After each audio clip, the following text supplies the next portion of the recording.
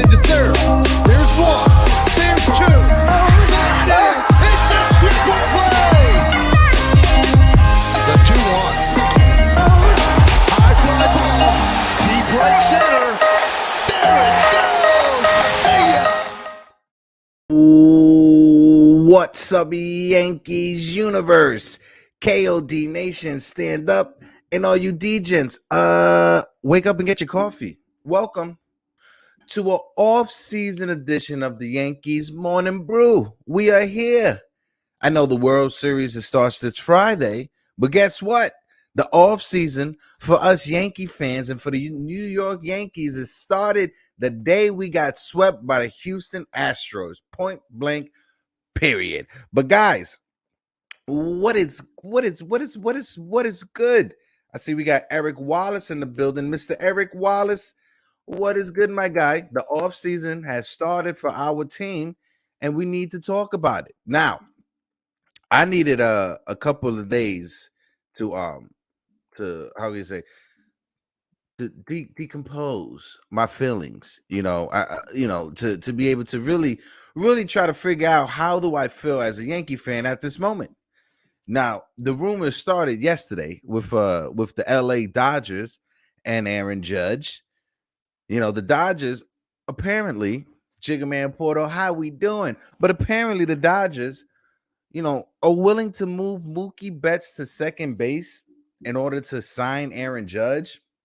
Now, the Dodgers is already a team that they're already in the top echelons when it comes to payroll. So if the Dodgers could put money together to sign Aaron Judge, then that means the Yankees, they need to pony up the money to retain him.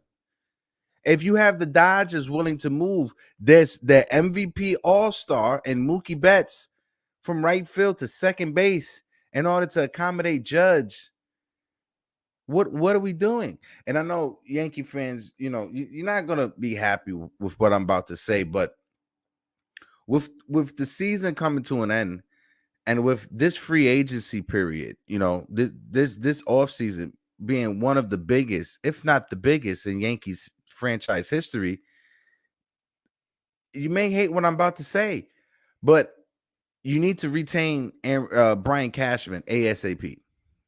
You cannot go into an offseason where you're looking to replace Aaron Boone and at the same time re-sign and retain Judge. That's not going to work. So Hal's probably going to give Brian Cashman like a year or two contract extension. That's what I would do in order to handle this situation with Aaron Judge, because you can't have, like I said, a new GM come in and this is the first task that they have to deal with, him or her, that they have to deal with, retaining Judge. No. You're going to need somebody that and even though, Aaron Judge was a bit upset with Brian Cashman, and also that's an article that came out. He was upset that Brian Cashman in spring training leaked the contract details. And at the same time, apparently, Aaron Judge, he was upset with how the fans treated Aaron Hicks and Joey Gallo. But let's be real. Judge, you know that those players weren't going to get the job done. Were they your friends and you were upset how they were treated? I understand that. But even you were booed at Yankee Stadium to start the season and even at the playoffs to end the season. You know what it is to be a Yankee. And then you have the rumors, Anthony Rizzo's going to apparently opt out so he could cash in on the good season he had, which he has all right to do. The opt-out's in there for a reason. So if I'm the Yankees, I'm offering Anthony Rizzo a contract extension, 3 years, $66 million, or 4 years, $88 million. He made $16 million this past year. Let's give him a $6 million pay increase, and let's give him it over the length of 4 years, $22 million per season. Whether it's 3 or 4 years, that's up to the Yankees. But I think Anthony Rizzo has earned himself a 3 to 4 year contract extension with the Yankees. He means too much to this team just to let him walk away. He's a leader in the locker, in the clubhouse. He's very close with Aaron Judge so far. We've seen it ever since the Yankees acquired him. You saw this offseason that just passed, and you saw it during the season. Anthony Rizzo's comments are that Aaron Judge needs to be retained, needs to get that contract, and he needs to be named captain for next season. I 100% agree. Now, you do have the suspects that are out there, right? When it comes to Aaron Judge, you have the Giants, you have the Dodgers, and you have the Mets. LA Yankee King, I know we upset with Brian Cashman. He said, no, you do not re-sign Brian Cashman. Let him walk away. Judge will not come back if Cashman and Boone are gone. Who or Boone are back? Who are the Yankees? Do we really want to have Judge just lingering out there while the Yankees are trying to figure out who's going to replace Brian Cashman? We can't have that. We can't allow us to be looking for Brian Cashman replacement and allow Judge to be able to talk to other teams. He's going to leave. He's going to leave. I know Yankee fans are not going to be in love with the fact that, I just said that we need to bring back Cashman in order to handle this.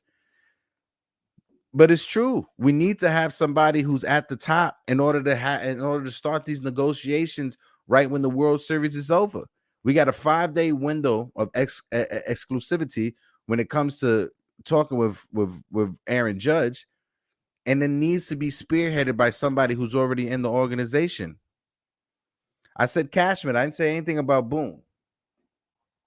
I said Cash. I didn't say anything about Boone. Boone, that's a different conversation. But when it comes to our GM, it's not going to be Derek Jeter. Derek Jeter never did the job. Derek Jeter, he had Randy Levine's job in Miami. If you're Derek Jeter, you're not going to downgrade positions either. You're going to want that same title, if not more. That's just the truth. Good morning, Mr. Frank Rivera. Hey, yo, Frankie. Say good morning, Hector. I hate to say it, but not expecting much from the Yankees front office. Their front office reminds me of Knicks ownership. Oh, God. Don't get me started about the Knickerbockers. But this is the thing when it comes to the Knicks and when it comes to the Yankees. You're very right on point. The issue that's been James Dolan's problem ever since he's taken over for his father is that he is too reliable with yes men. He surrounds himself with yes men. He surrounds himself with people who aren't going to call him out. That's James Dolan's problem. James Dolan, the same man that decided to to go on Fox News and sing a song about his friend Harvey Weinstein and said, I should have known. I should have known. James Dolan is a clown. But back to the Yankees. Yeah, that's the issue with James Dolan. He surrounds himself with yes men, right? Who literally just tell him whatever he wants to hear, who aren't going to call him out on his BS. And that may be the situation with Hal. Hal may just be comfortable with the people he has around him, and he doesn't want to lose that comfortability. That may be what it is. Hey, if that's what it is, that's what it is. But the Yankees are going to be in limbo if they don't have anybody to handle these contract negotiations with Aaron Judge. If that's the case, if he doesn't want to re-sign with the Yankees because Cashman is here, then we're going to lose him no matter what. Then we're going to lose him. We're going to lose him because there's no way that the Yankees could simultaneously, right, let go Cashman, look for his replacement, and at the same time re-sign Judge. If you're Aaron Judge, you're not gonna re-sign. You're not gonna sign with a team that doesn't have a GM in place. You're not going to sign with a team that doesn't have a manager in place. No direction. You don't know what direction they're going to go in over the next 8 years. Now, if Judge signs with another team, this Yankee team next year is not going to be better than the team that just got swept by the Houston Astros. There's no reality. There's no alternate timeline. There's no multiverse where the Yankees do not retain Judge and they are a better team. That's just not going to happen. There's no way. Mathematically, that makes no sense. And LI, I feel what you're coming from. Trust me, I have my same feelings when it comes to Brian Cashman. But when you take a step back and you look at the big picture, you need somebody right then at the moment. Like right now, Hal Steinbrenner and Brian Cashman, they need to be meeting right now so they can negotiate Brian Cashman's extension for this one season. That way, when the World Series is over, right? When the World Series is over, they could just go right into negotiations with Aaron Judge. There's no need to wait. There's no need to wait in my book. That's why Hal right now needs to be having meetings with Brian Cashman. Tell Brian Cashman, this is what I didn't like. This is what I expect from you next season. And if you do not meet those expectations next off seasons, you will be let go. The same thing they did with Joe Torre. After the 2007 season, when Joe Torre's contract was up, they let him go. There needs to be the same ultimatum with Brian Cashman. Hal, you need to lay out X, Y, and Z. This is what I didn't like from this past season. This was your mistakes from this past season and the seasons before. And this is the course correction we need to get on in order to fix it. Right. Now they have the Yankees just spending money. They signed this person, signed that person, signed this person. It needs to be smart. Need to contact Justin Verlander's manager, his agent, and have conversations with Justin Verlander's agent. Apparently, and this is from the thumb, Michael K. Michael K said this on the show yesterday. Apparently, last offseason, the Yankees had a contract in place for Justin Verlander. They're willing to spend for Justin Verlander. And at the last second, it was literally the same identical contract he signed with the Houston Astros. At the last second, Houston came, they matched the Yankees offer, and he signed with Houston. This offseason, you need to sign Justin Verlander to put right behind Garrett Cole. If you get yourself another number one ace like Justin Verlander, and you have the top dogs being Cole and Verlander, it just makes everybody so much better. It allows Nestor Cortez to slide into the third starting rotation spot, right? To be the number 3 starter in this rotation. It allows Severino to slot into that fourth spot in the rotation, and then a healthy Frankie Montas as a 5th starter. And then you have Clark Smith and Domingo Germán coming out the bullpen who could spot start once in a while if Frankie Montas needs a day off, or if Verlander needs to miss a start, or if Nestor Cortez needs to miss a start, or if Luis Severino needs to miss a start. That's what you got the bullpen for. That's what you got the long relievers in Clark Smith and Domingo Germán. The Yankees this offseason, they need to spend money. The same way when the Yankees didn't make the postseason in 2008, they spent all that money that offseason to get CeCe, Teixeira, and Burnett. And the Yankees need to do that this offseason to re-sign Judge, to sign Verlander, and to shore up that bullpen. Now, everybody's saying Edwin Diaz. Listen, if Edwin Diaz wants to come, let him come. But I don't think Steve Cohen is going to let that marketing treasure just walk away. Not only does he perform on the field, but you're marketing around him and make so much money off him. I'm not sure Steve Cohen is going to allow an asset like that to walk away. Hell, he may get a 4-year, $125 million contract when it comes to Edwin Diaz. DeGrom, he's not going to let DeGrom walk away. And DeGrom's going to be for more money and for more years. Carlos Rondon, he's plan B if we don't get Verlander. As much as I want Carlos Correa to come in and play either shortstop or third base for this team, I'm not sure if that's going to be the scenario that works out. Josh Donaldson, you need to go.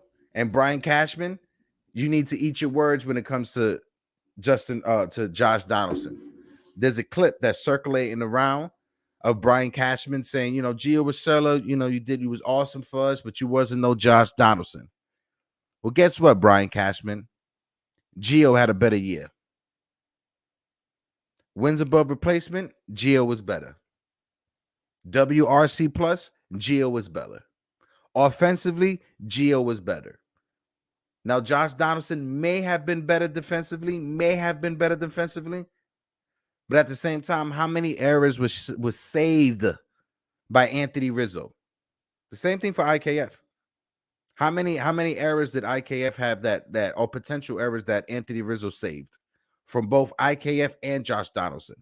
Balls in the dirt that were hard to scoop up. That if that was Luke Voigt at first base, would have been an error.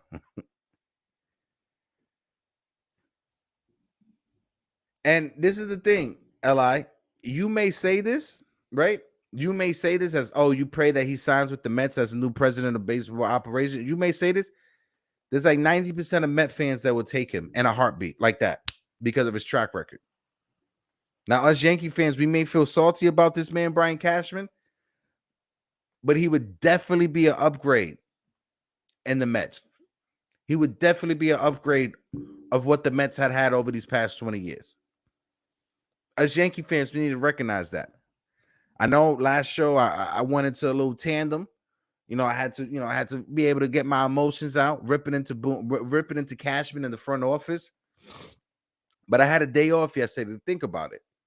And when when you're allowed to sit with your thoughts and it marinates in the back of your head and you just think about it, you realize that, listen, we need Brian Cashman back in order to handle these negotiations when it comes to Aaron Judge. I know the Yankee fans may not be happy with it, but you cannot go into an offseason with trying to find a candidate to replace Brian Cashman while at the same time trying to retain Aaron Judge with all this noise that's going around. But I couldn't have this conversation by myself. I had to bring in one of my guys, my main man, Pots and Pans, Jason from 161 River Ave, and we will be right back right after this.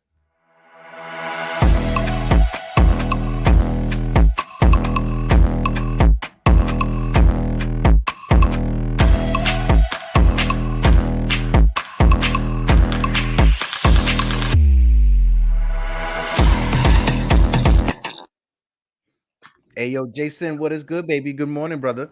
What it do? Chilling here, baby. Chilling here. Listen, the off season, which is AKA the on season, it starts right now. The on season starts right now. I know the World Series hasn't started, Jason, but the off season for the Yankees, AKA the on season, it starts right now. And right now, I want to get your feelings because I was just having this conversation with the chat about Brian Cashman, and I want to get your thoughts on it. Because I had to take yesterday off to really work through my emotions after a tough 162 games and then the playoffs. But the Yankees, we cannot go into an offseason trying to replace Cashman while at the same time trying to re-sign Judge. What's your thoughts on that real quick? Well, I think it's important for everybody to acknowledge one thing to begin with. It starts at the hierarchy, right? Cashman does exactly what Hal wants it to do. So keep enough butts in the seats, win enough games to keep this machine wildly profitable. And it's going to be very hard to replace somebody who does exactly what Hal wants. Okay. And I know there's a lot of desire to bring in somebody like Derek Jeter, which would be a fantastic thing. But is he willing to do the things that Cashman's doing for Hal? Because that would tarnish his legacy. So is he willing to do that is the question. And you're right, too. There's a couple different things here. Did you want to keep Judge, and do they want to keep Cashman? Does Judge want Cashman as the GM? We don't know that, right? Do a lot of other people want him as a Cashman, but he does exactly what Hal wants, and it sounds like Boone does exactly what Cashman wants. So the hierarchy is there, and that's important. And I said this the other day: if you really want to make a difference and you want a big change, you got to hit Hal where it hurts the most, in his pockets. In his pockets, right? In the morning. Yeah. So lose ticket holders, right? Lose memberships, whatever. He'll eventually notice the difference. Be like, damn, I just lost $500 million this offseason. Something needs to happen. Maybe the fans are revolting because at the end of the day, we're the ones that pay their bloated salaries, right? Yeah. And we're with memberships, merch, parking. The Yankees get a cut out of everything.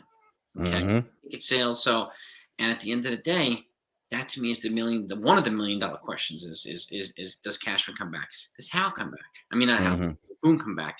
And does Judge come back? That's like the three-headed monster right there. Yeah. Who do fans want most? Obviously, Judge. So, but I think the Cashman answer needs to be resolved like alongside the same time as Judge needs to be resolved for them for the rest of this machine to flow properly, if that makes sense. No. I 100% agree with you, Jason. And, that's why I reached out to you, because I need you and your brilliant mind in order to navigate this conversation. But when it comes to Judge, it's like, if you're Judge, and if there's nobody leading that conversation and you have to worry about how and, other people coming in, are you going to want to even have a conversation with the Yankees? You don't even know what direction they're going to go in. That's why I feel like it's important for them.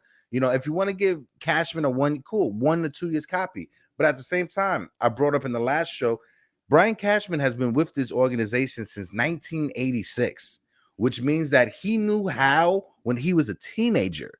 Yeah. So the relationship between Brian Cashman and Hal Steinbrenner, it's a family. It's a very much a family affair. Everybody that's been with the Yankees front office, the most recent hire in the front office was Kevin Reese, and that was in 2007 to do player development.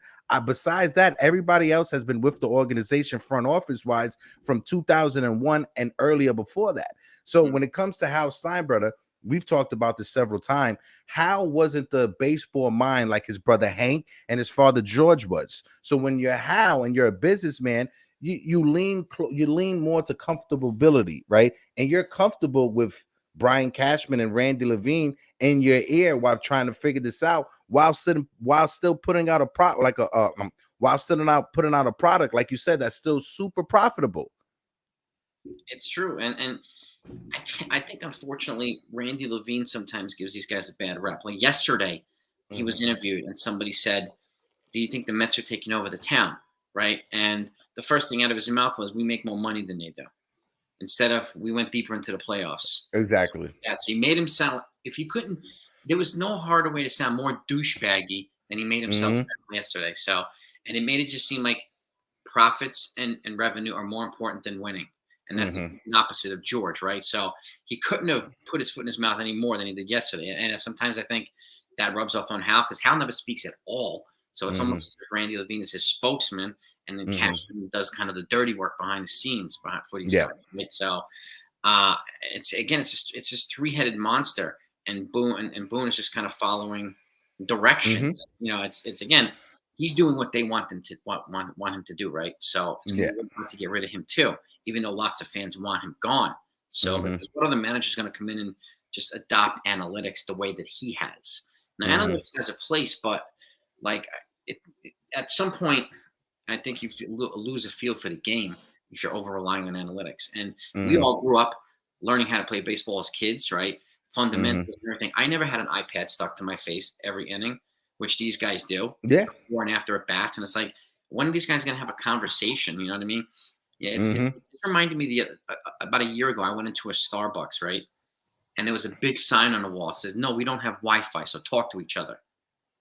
And I was like, holy shit, that blew me away. And I sometimes baseball teams need to do that. Talk to your teammates. What did you see in that pitch? Yeah, tell them, like, look out for this, look out for that. Instead of the iPad telling you what the launch angle and blah, blah, blah, and all these things. And again, they has their place, but I think they've lost a lot of that human feel to the game. I really feel that way. Like you said, analytics, advanced metrics, advanced stats, they have its place, right? Sure. As years go on, technology advances. Back in the days in the 90s, it was a notebook. Every batter had a notebook on every pitcher in the league. That's what it was back then. Now it's a lot easier for players to get that data. But at the same time, when you have those analytics, you can have spreadsheets, you can have all the analytics in the world. If you don't have somebody to properly interpretate and properly relay that information, you're going to be a lost cause. Because look at the Astros. The Astros, they use analytics, but at the same time, they have somebody like Dusty Baker who could interpret that and who could put it out there. You have so many other teams. Buck Showalter, the same thing. The Mets, they use analytics, but at the same time, Buck Showalter is there to interpret it, and at the same time, go with his gut feeling and go and actually make a move on the field. And to your point, which is a good point, these teams have found themselves the right balance of analytics and experience and instincts. The Yankees have not found that balance yet, at least in my opinion. I think it's analytics first and then a little bit of everything else. The Astros figured out how to do it, customize analytics to make it work what they already use. So the Mets, the Yankees have not done that yet. So that's where I think they're a little bit behind other teams. Mm-hmm. I think that's a place where they can improve significantly. But I need to have the right people to steer that ship too. And we need to have Yeah. somebody to say, look, Hal, man, look, you want to win, right? And I need somebody to say, like, look, there's nothing more profitable than winning a championship in New York. Nothing. Okay. Exactly. Let's invest in the product. Let's bring the right people in here and get this thing done. You want to make more money? Well, this is how to do it. You win in New York. Period. Mm-hmm. Mm-hmm. Like, I'm not sure if you listened, but yesterday Tiki Barber on the show made a great point. Tiki made a phenomenal point. He said, if the Yankees win a championship, right? The Yankees win a World Series, more people are going to buy Delta suites, right? Delta is going to want to put more money into the stadium, into Yankee Stadium, because okay, cool, you could buy your Delta suite at Yankee Stadium at the same time you use it at the airport. Copy. So it's if you win, I understand the Yankees, they make money, but it's not Madison Square Garden, right? It's not 34th Street. Nobody is randomly going out of their way to go hang out on 161 in the Bronx, right? That's just not going to happen. Tourists from France and Europe, they're not randomly just go to be in the Bronx and let's go to a Yankee game just to go to a Yankee game. It doesn't have that appeal like Madison Square Garden does. But if you win a championship with the Yankees, people are going to spend more money. Like me as a fan, I got the Amazon package, right? I got the Hulu package to watch certain games. I got the Peacock package to watch games. So I'm invested into this team. I go to the stadium and buy $25 worth of chicken tendies. I pay for parking. I pay for souvenirs. So I want them to invest that money into this team. Yeah, absolutely. And again, fans spend a lot of money on just being able to enjoy their favorite team. And they want to have the best product out on the field. And we know that that isn't the case right now. And that's a problem, right? And again, I think the most effective way to hit Hal is in his pockets, because no matter what we say, we can speak out, we can scream, we can call him names and blah, blah, blah. Cashman's there to absorb all that. And he's a master at absorbing this type of stuff, verbal criticism, hate, and blah, blah, blah, and deflecting it and turning it to his advantage. He is a Jedi master at it. And through the frustration of a lot of people. So, but that's why he's there, to absorb the hits for Hal, right? And why would Hal move on from that?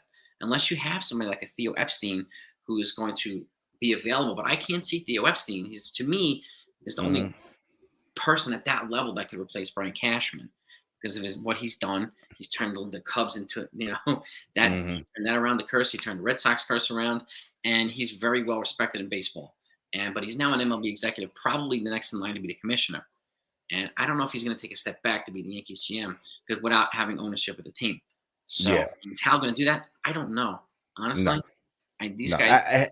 Hal and his family, they got 55% of ownership of the team, right? They got basically 6% that you don't want to let go, because if you lose that 6% and you're now 49% majority owner, it's over for you. You're getting voted out as CEO. Somebody else is getting put in plot. You got that spot at 55%. Keep it right there for sake. He definitely doesn't want to lose that control. And when it comes to Jeter, right? I love Derek Jeter, but when he was in Miami, he had Randy Levine's job in Miami, right? He's not going to come into a brand new situation and downgrade his position. That's just not something like me. I've been a supervisor and a manager for several different companies, right? EMT wise, regardless. I'm not going to go into a new position for a new company and downgrade my position and just be the overnight guy. No, I'm not going to do that. I want the same position, if not one higher. Yeah, and he has a reputation for being a winner, right? And and the other thing is, Cashman's not only the GM, he's also VP of operations. He has like multiple jobs, so and he worked his way up to that too, like over time. But again, going back to Jeter, he's known as a winner, and he wants to instill that philosophy here, like he did in Miami, right? Within 3 years, they were a playoff team, and he had to make some unfortunate decisions, unpopular ones, like getting rid of guys like Andre Dawson, and we hated those moves, but turned them into a playoff caliber team. And Don Mattingly there had some kind of the right people, but again, they had limited resources, and that's one of the reasons he left, because they were unwilling to spend. We have a dump truck full of funds, but we need to know that Hal's willing to open up the pot on occasion, because spending $300 million on Judge when you have 7 other holes doesn't solve the other problems. Just like doing the same thing with Stanton or Cole or whatever doesn't solve. Bringing in the pitcher doesn't solve the offensive problems. Bringing in the bat doesn't solve the pitching problem. So it needs to be a balanced attack across the board. And they have $112 million coming off the books this year. $112 million, which is a lot of money. Let's just say they bring back Judge at 40. You still have 70 million, and you haven't even surpassed last year's payroll Yeah. yet, with the threshold Yeah. coming up again. So, how is my question? How much are they going to be willing to spend? Are they going to be willing to match last year? Because you could do it and still be pretty darn good while Yeah. the kids develop and whatnot. So you can get a Judge and a Rodon and an Edwin Diaz and Andrew Benintendi and pretty much be at the same payroll you were last Yeah. year. Well, So, that's a great point that you bring up, because they have the money to spend. And, for me personally, I do not see like a reality or a multiverse or a certain different timeline where Judge is on another team next year and this team is better than what it was last year. Right. I do not see a reality where that can happen. Now, when it comes to, re-signing Judge, and you brought up Rendon, I love Rendon. What do you thought about? What's your thoughts on Verlander? Because apparently last offseason, we were this close to signing Verlander. It's just Houston matched the deal, and he decided to go back to Houston. Now, what's your thoughts on having Cole, Verlander as the top two dogs in the rotation? I would love that. I think you would have to give him a 1-year deal with a second-year option, like Houston did.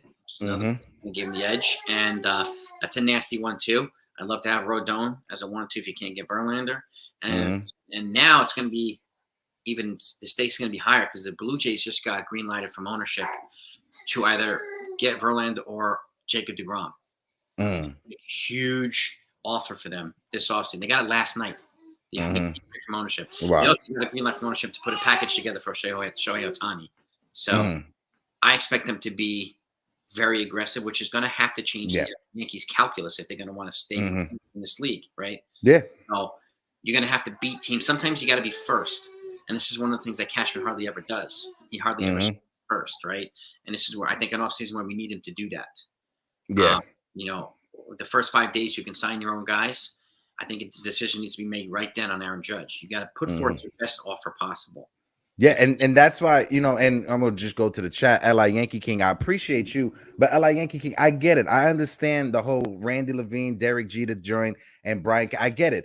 But that's why I said that this offseason is too important for the Yankees not to have Brian Cashman in these conversations when it comes to extending Aaron Judge. We cannot wait till after the World Series. Then we're going to go, a 2-week hiring process for new GM. By that time, Aaron Judge is already meeting with other teams.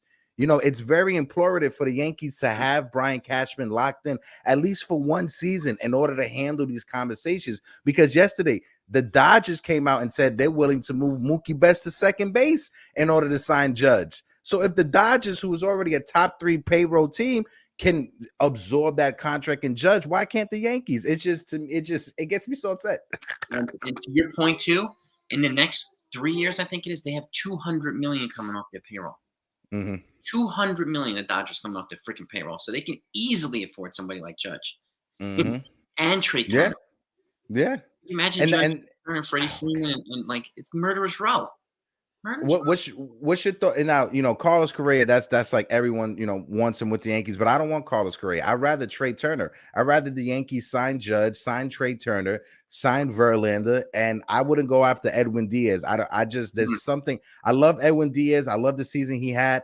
It's just, it feels like Steve Carsey. Yes. When Steve Carsey signed with the Yankees, he had that one great season with Cincinnati and the Yankees paid him and he never was the same. That's why I have the guy Rafael Montero in mind. He's a setup man for the Houston Astros, a power arm, averages 96 miles an hour, has playoff experience, knows how to do it in the big market and in big stage. You can get him for half the price of Edwin Diaz. Half the price, and then save that $50 million for somebody else, right? Yeah. And then you reallocate the money. So Edwin Diaz is not my first choice either. Rafael Montero is. And then I would try to trade for like a Gregory Soto from the Detroit Tigers, a lefty closer. I would use Gleyber Torres to try to get him. They need a second baseman and an outfielder. Package Gleyber Torres and maybe Everson Pereira, the number 5 prospect, and maybe someone else. Then you get Soto for 5 years. Okay. You get David. That's my assistant GM crying in the background. Hey, it's cool. Or we could do like, Yankees did it before. We had a top center field prospect in Austin Jackson that we sent to Detroit. Yes, Why not? We could send Estevan Florial to Detroit. Yes, let Estevan Florial play in Detroit and let him flourish over there in Detroit in a rebuilding situation. Yeah. And I understand there's a lot of Yankee fans that just they're upset about the whole Cashman thing, and I get it. You want to see blood. I get it. There's blood in the water, and somebody needs to pay. I understand. It was embarrassing for us to get swept by our rivals, the Houston Astros. I get it, but you got to take a step back. You got to put your big boy goggles on and really look at this team, and you got to be realistic. You cannot have the Yankees go on a search for a brand new GM, right? And I'm gonna keep on saying it in order to have you. How, Jason, if you're Judge, right? Where would you sign? A team that has their ducks in a row, or a team trying to figure out their elbow from their ass? Ducks in a row. Ducks in a row. Because Ducks in a row have their money situated too. They're going to do it right at the gates. So they have a 5-day window for the Yankees to bring him back, right? After that, the floodgates are open. And do you really want to go up against a big bid from the Dodgers, from the Giants, both of which are going to exceed $300 million? You know this. Nope. Right? And and then other teams, there's going to be some phantom team that'll just like, what the freak? The White Sox? What the hell? That's going to be one the of those. Diamondbacks or something. Oh, I'm just playing with the Cincinnati Reds. Oh, shit. It's going to happen. Yeah, it's always that one random team that comes. Look at Seattle with Cano. Nobody ever thought Cano was going to sign with Seattle. That came out of nowhere. I didn't think they were going to get Luis Castillo either. Like, whoa, they are serious. They're going to get Paris for Judge too. Okay. Yeah. And there's money in baseball. People want to say there's no money. These teams have money. You know, the smaller market teams are catching up to the bigger market teams, and the Yankees need to realize that and properly invest their money. And this is going to be a nightmare scenario, Jay, if the Yankees have to take out the judges' chambers from Yankee Stadium. Can you just imagine if that happens, bro?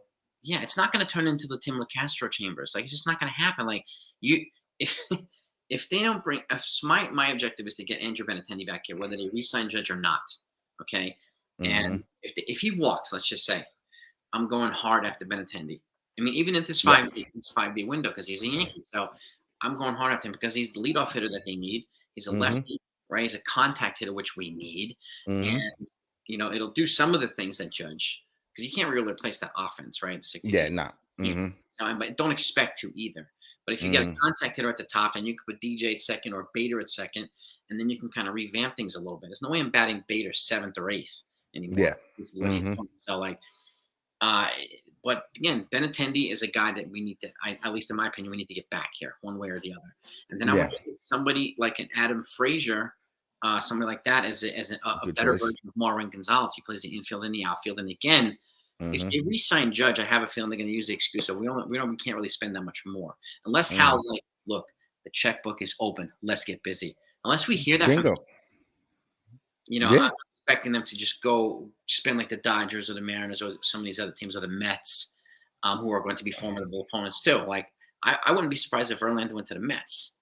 Yeah. Because I think DeGrom is gone. So and that's the thing too when it comes to it, because it's like, the Yankees of yesterday, right? The Yankees of yesteryear, right? This wouldn't even be a conversation because we know what they were going to do back then. They were going to spend the money and they were going to spend with the best of them. This new Yankee regime is just so focused on being fiscally responsible. And I understand it. $200 million payroll. I don't even think I can imagine what $200 million actually looks like all in front of me. So I get it. It's a lot of money. But at the same time, you have a product like the New York Yankees. You got fans that show up every game. Every game is showed up. I texted you. I texted you a picture from the Game Time app of Game 4. The tickets, they fell from $250 to $20, bro. To $20. 90%. Especially that's crazy. It's crazy that big of a drop. Buy one ticket, get 25 free. Great, man. The tickets were costing more than the chicken tenders. No, but I'll just say this again. Cashman is not going to be the reason Judge leaves. Okay, money is going to be the reason Judge leaves. The Yankees go from 320, but if someone offers him 380, he's going to go where the money is. Period. It's his right. He's his right to cash in as a free agent and all this stuff. Yeah, he's earned it. And people love to throw the blame at Cashman's feet all the time. 30 consecutive winning seasons. Okay. Okay, that's not a small feat. And the most wins in the last 20 years in all of baseball. So, and these things need to be credited. And again, we don't know. And I think a lot of people seem to forget that not everybody wants to come to the Yankees. Not everybody wants to take the Yankees' money. Not everybody can handle the heat here. So that's an important thing to consider. So many folks are under the assumption that Cashman could just go out and just go, oh, look at that, and he's a Yankee. It doesn't work like that. It doesn't work like that, right? So it's important to keep that perspective in mind, at least in my opinion. So, because when they don't get somebody, it's not always Cashman's fault. It's Boone's fault, right? But it's the convenient response for people to blame these guys, and I get that too. But at the same time, it's a business, and this now Judge's turn, opportunity to be a businessman and do what's right for him and his family, whatever. He's from the West Coast. If he wants to go out west, I wish him well. It's scary. The Yankees will have to retool really quickly. Yeah. But Cashman is not the reason that Judge is leaving. Like, if he leaves, okay, and so I think it's gonna come down to the money, like you said. If if Hal opens up his wallets to allow more spending to happen, it's just like last year, and this is by Brian Cashman. You got to eat your words.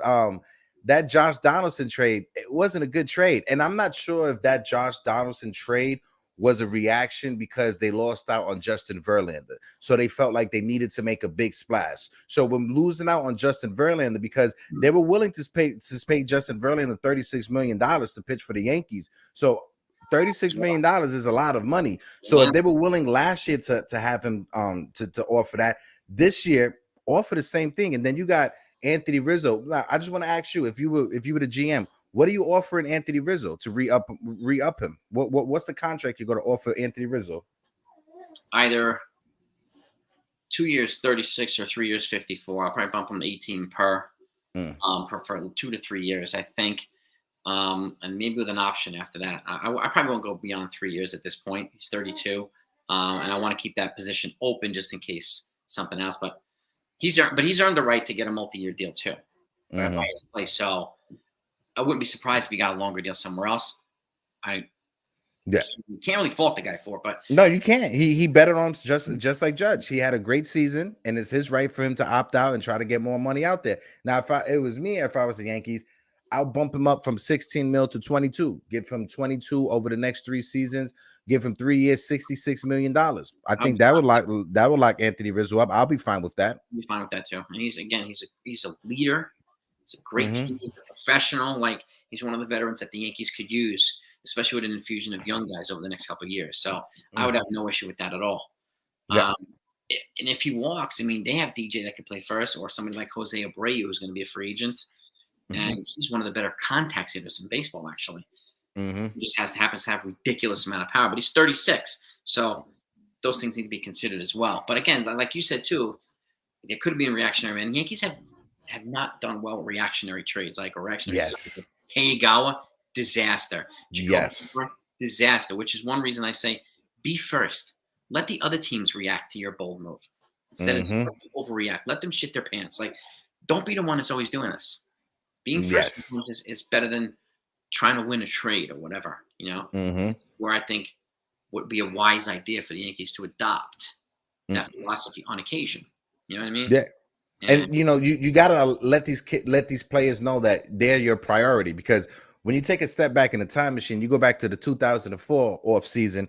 Andy Pettitte, the Yankees thought, all right, well, he's in the bag. We're going to sign him. So let's focus on moving other pieces around. Andy Pettitte took less money to go to the Houston Astros than come back to the Yankees, right? Because he felt like he wasn't the Yankees' priority. So this offseason, you need to just make Judge your priority, re-sign him, and then add on whatever you got to add on. Yep. And again, exactly. I mean, I think it's important to remember too that this is not an ego thing. Okay, Cashman's actually smart.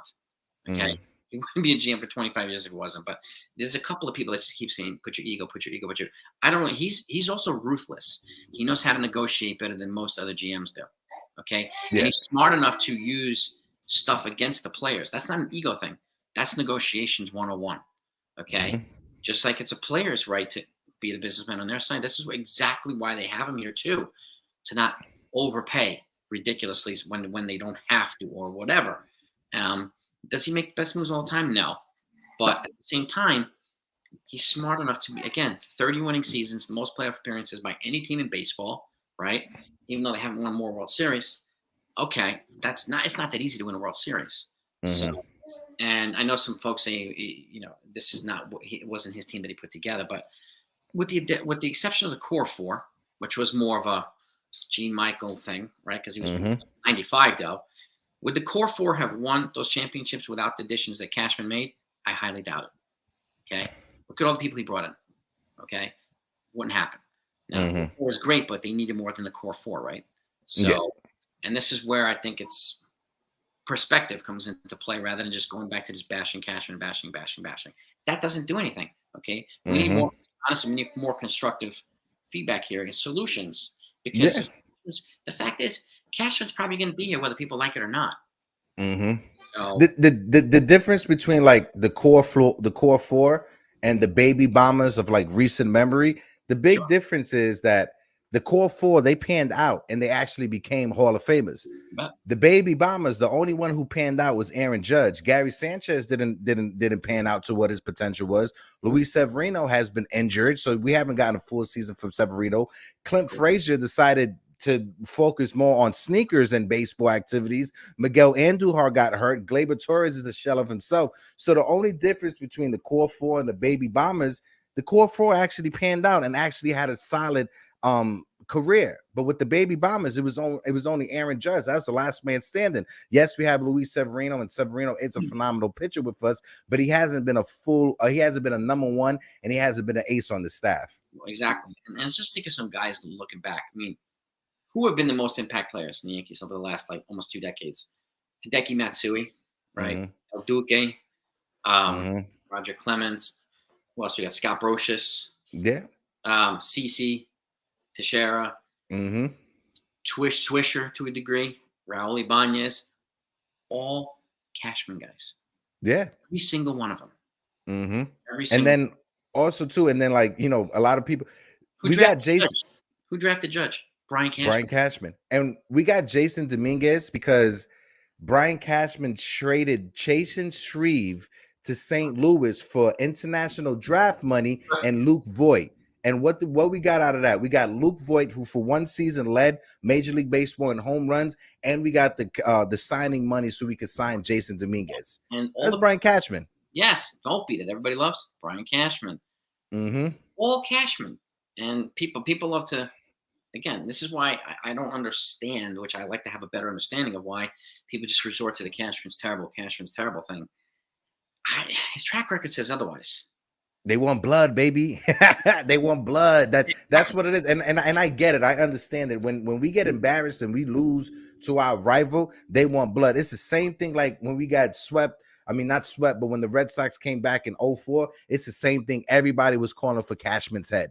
Everybody was calling for Cash, but it wasn't Cashman's fault that in Game 7, Joe Torre went with Kevin Brown instead of El Duque. That's not Cashman's fault. It's not Cashman's fault that instead of, keeping Garrett Cole in there or even going to Jonathan Lasagna, he went to Lou Trevino. That's not Brian Cashman's fault. Now, if you want to say that's analytics saying that, the sixth inning, the bottom half of the lineup is Lou Trevino, copy. We could blame analytics for that, but that's not Brian Cashman's fault. In that situation, it should have been Jonathan Lasagna, point blank, period. And in 2009 offseason, who was at CC Sabathia's doorstep? Who flew to California, knocked on his door at 12:01 in the morning when free agency started? Brian Cashman was at the door. He brought CC Sabathia home for Christmas. No one else. Yeah. CC didn't have in his head New York. CC said it. CC has said it so many times. I wasn't going to go to New York. He wanted to go to the Angels. Yeah. Yep. So I as much as there's reason to criticize Cashman, there's a lot of reasons to give him credit too. So, and I think it's important to acknowledge that. Yeah. As much most people don't like it, but it's important to acknowledge, at least in my opinion. But I get you, Jay. Trust me, 100%. But is this something that we can live with forever? No, absolutely not. I understand. People have their reserves and their feelings for Brian Cashman, and if this was an off season where Judge wasn't a free agent, right? If this offseason wasn't so important as it is right now, I would entertain the conversation. Okay, cool. Maybe it's a change at the top we need. But right now, with this offseason, how big as it is with Judge being a free agent, we can't go into this offseason just blind. We can't go in there just trying to figure it out. We can't just, let's just try to throw some stuff against the wall and see what sticks. No, We need to go with what has been reliable and has been consistent for us for 20 years, and that's been Brian Cashman. Yeah, I mean, and do I think he needs to modernize certain things? Sure. Do I think he needs to look at analytics again? Yes. Like, I don't know how much carte blanche he has, to be honest with you. Like, how much power does he really have? How much flexibility? Yeah. None of us know. That's the problem. Because he doesn't tell anybody anything, and the guy should be a spy. He doesn't tell anybody anything. So, but those things, I think, there's some improvements that need to be made. But if you get rid of him, who are we going to replace him with? The problem. It's the question. And I know people say, "Oh, Billy Bean," and all this stuff. I mean, watch the Moneyball movie, right? If you ever want to learn how to not win the World Series, there you go. Okay. Has he won any World Series since then? Nope. No. He's been to no. Yeah, I don't even think that. I don't think he's ever been to the World Series. Not once. As a GM. Not once. No. So, no, and the only reason he's even with the A's is because he took that deal that's like, I think it's 20. He had a 20-year deal with the A's or whatever, and he has some ownership. That's the only reason he's even with them still. Yeah, and that's, you know what, that's fine. That's fine.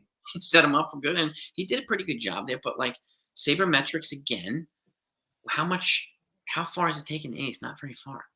Okay, but there's a place for it. I get it, but going back to how the Yankees implement it, could they implement it better? Yes, but we don't know whether that's like Cashman runs analytics or how. We have no idea. Yeah, so blaming him for everything doesn't make much sense to me, or refusing to give him credit and trying to give. Well, I said, well, it was George that did this, or how. That doesn't have any credibility at least in my opinion. So no, I agree 100%. To me, that's the same thing.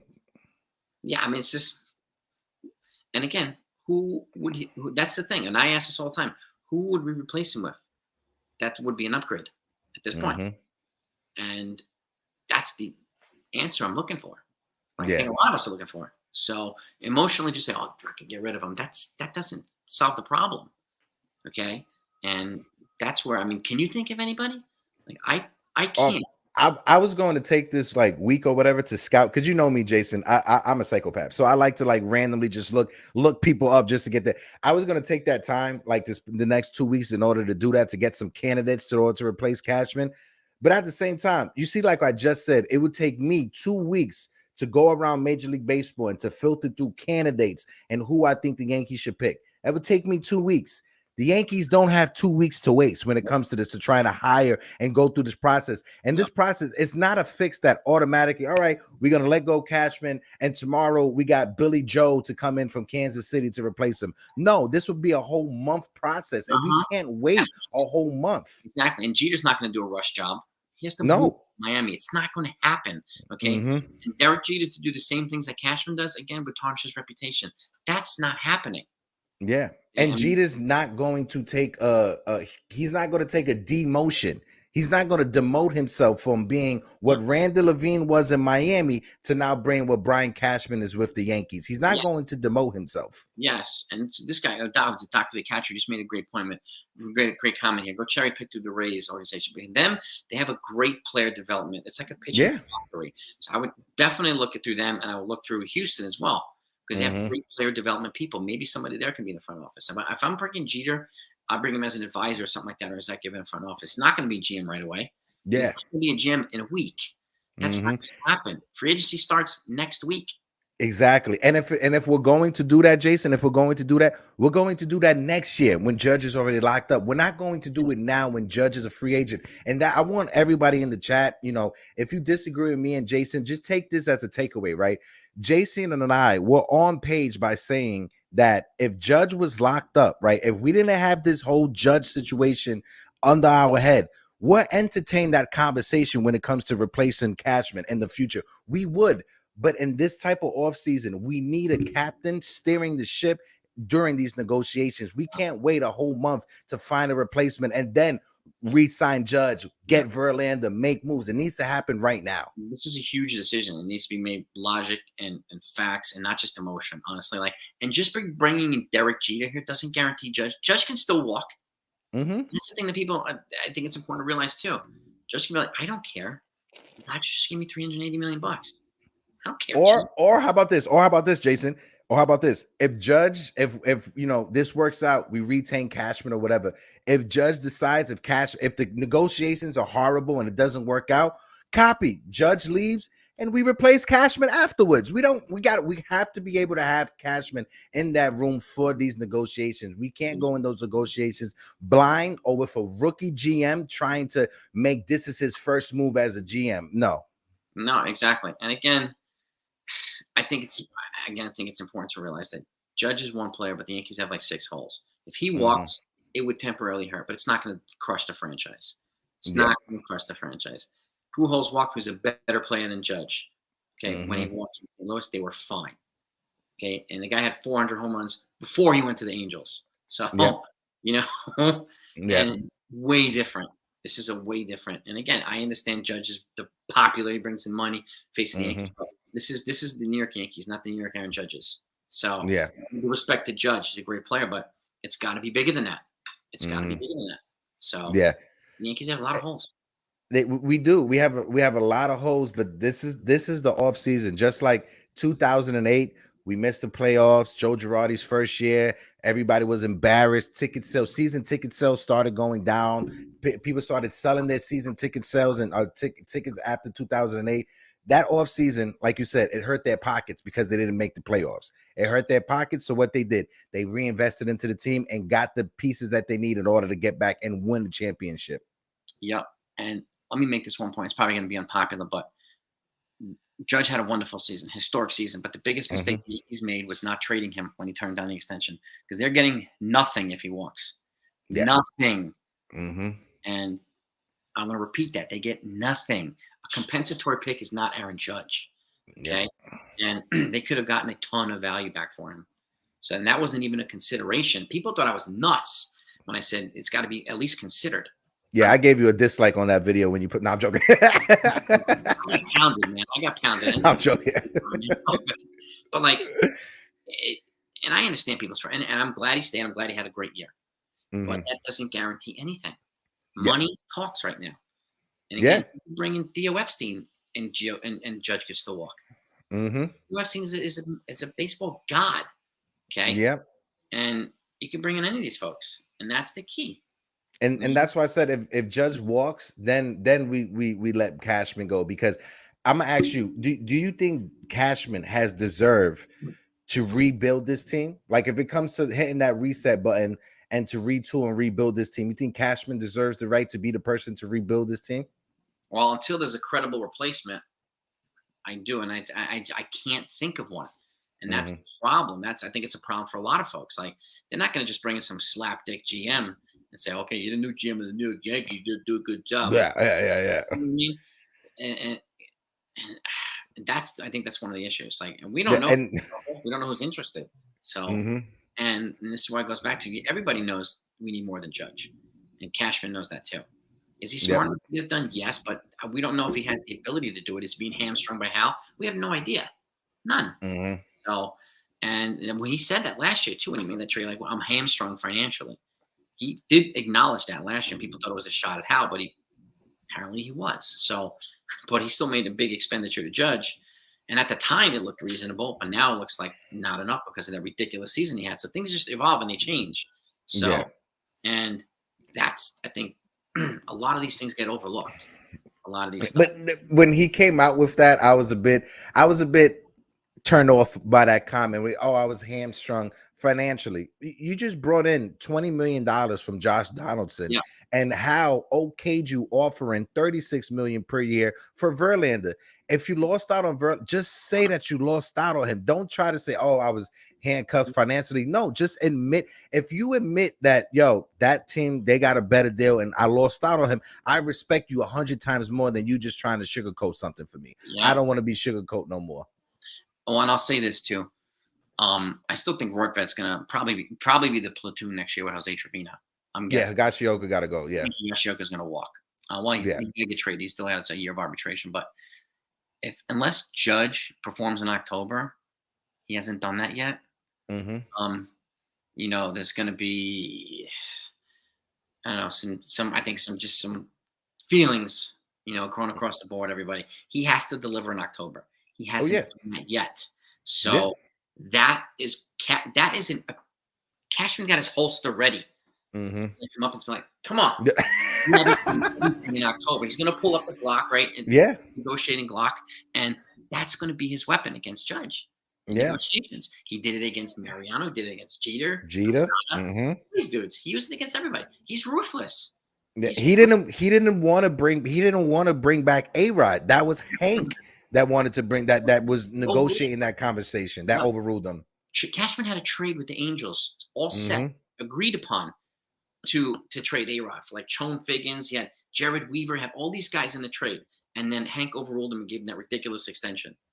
Again, it wasn't a Cashman thing. He got overruled by the owner. You know what I mean? So what can you do? Yeah, you can't do anything if your owner's overruling you on certain moves. Yeah, exactly. And again, this boils back to like, what do the Yankees need this offseason? Obviously, re-signing Judge is a priority, or at least in most. We have no idea if that's their priority or not. So, and you need another starting pitcher, at least one. You need probably 2 relievers. You need a contact hitter. Andrew Benintendi is probably the most obvious guy that they should get. And it's all going to boil around whether they bring back Judge or not. And I hope it happens in the first 5 days so they could be aggressive in the rest of free agency and not wait out free agency and lose out on opportunities. Yes. So Judge's price ain't going down. Okay. Nope. It's not going down.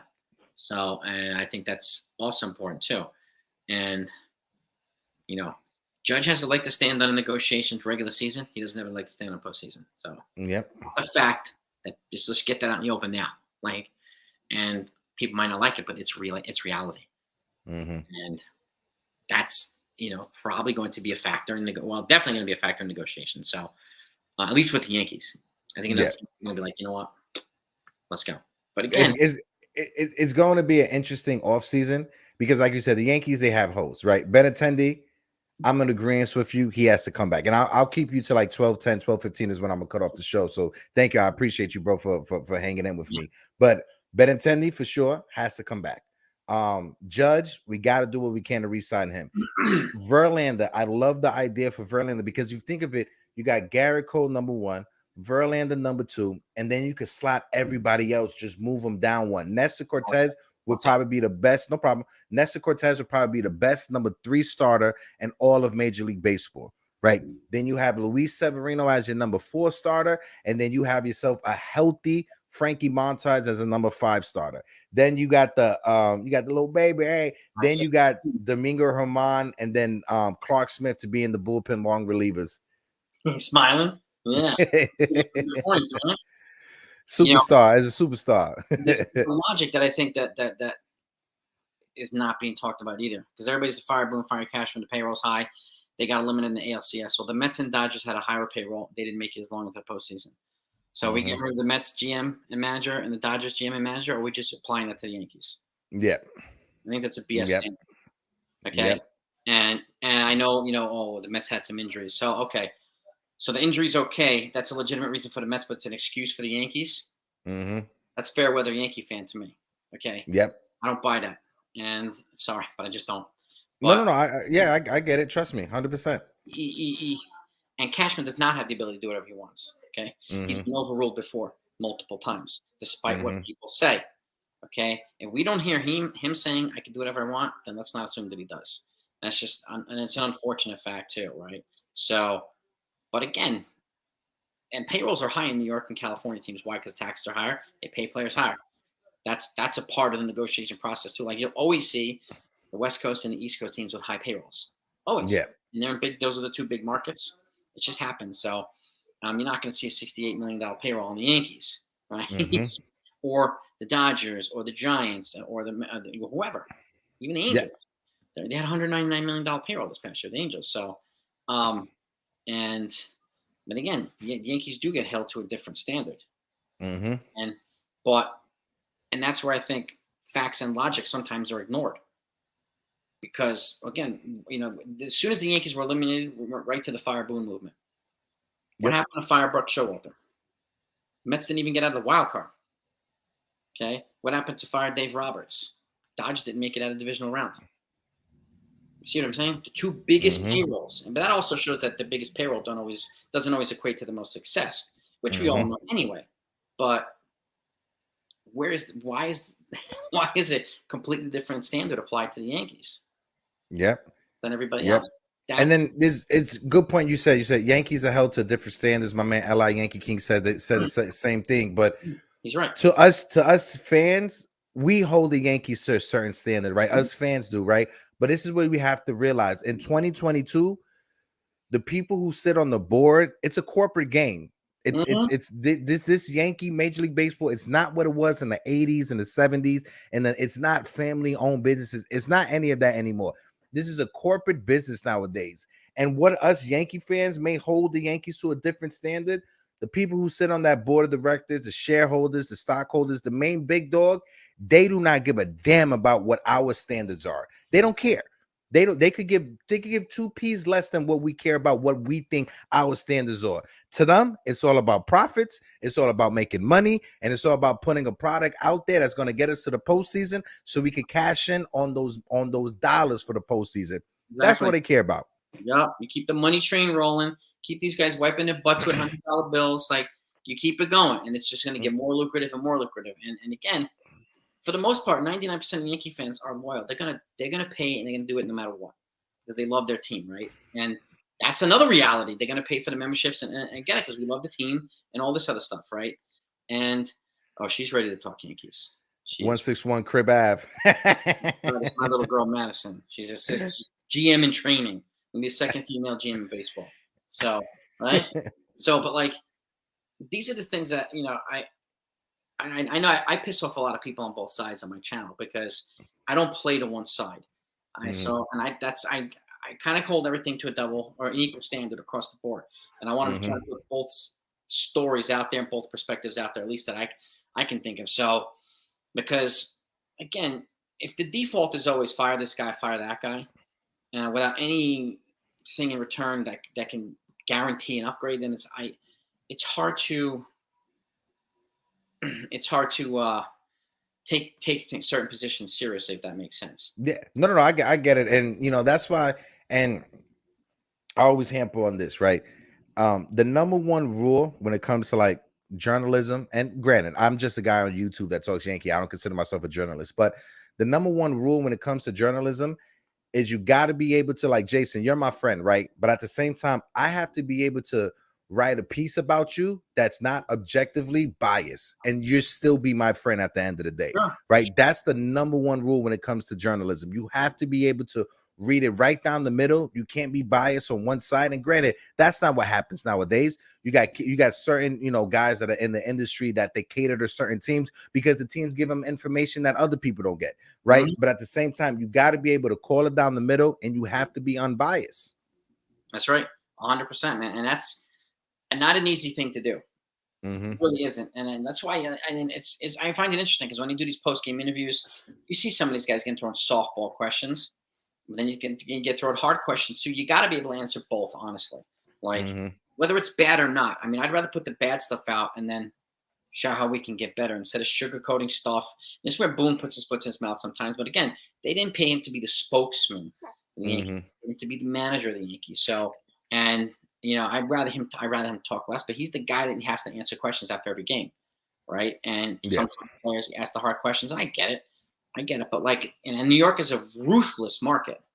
But and at least in my opinion, again, if I'm not applying the same standard to other teams, I don't think I'm doing it justice. Like Yankees, and I understand we have a Yankees channel and whatnot, but like, if Yankee fans are attacking the Yankees for doing things that the Dodgers and the Mets and other teams are doing and not applying it to them, I think I can't take that seriously.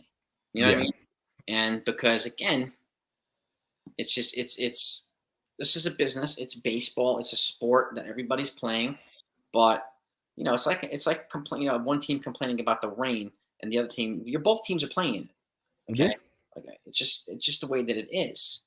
And so, but you're right. It's hard to have an objective and non-biased view on stuff. I mean, if I want to be, I would just bash Cashman and Boone all day.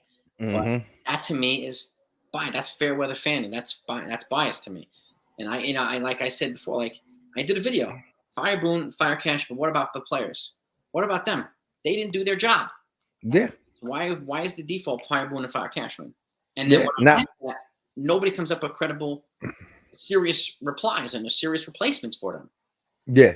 Now, when it comes to Boone, right, this is where I'm like, I'm 50-50 because I see your argument. But when it comes to Boone, I look at it as since he's been here, since he's taken over for Joe Girardi, has there been a progress for this team when it comes to the postseason? And since he's taken over for Joe Girardi and the postseason, it's been regression more than it has been progressing.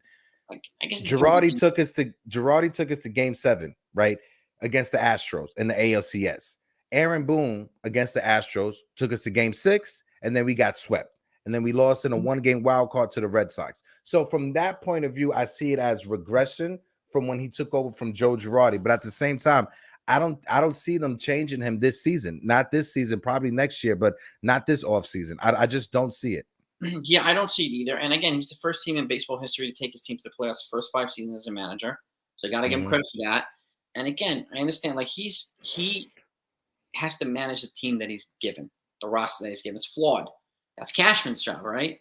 So and there's only so much he can do, and our backups in a lot of positions aren't good enough. So they have some work they need to do. Now, I mean, it's hard for me to compare him to Girardi because when Girardi came in, he inherited the core four Hall of Famers. Didn't go to the playoffs his first year, 2008, and then he won the World Series 2009. But they also got CC's. They got Teixeira. They got Burnett. They also got Nick Swisher. They got Damaso Marte. They have one of the biggest free agent signing class in history. You combine that with the core four, you're in a good spot. Yeah, Boone's never been in that spot, so it's a difficult comparison for me. And like Don Mattingly might be a guy, and Maniac. I can't take Maniac seriously. Like, come on, let's be real with Maniac though. But like Don Mattingly might be a good fit here, but again, he holds player. I think he's like the hybrid between Girardi and Boone. He's a player's guy, but he's also enough to hold them, good enough to hold them accountable when they need to. He doesn't do it publicly like Girardi did, which is one reason Girardi had problems here because he was berating guys in public. But like, yeah, I think he's the perfect probably medium between the two. But it doesn't guarantee the Yankees are going to win a World Series with him either. Yeah.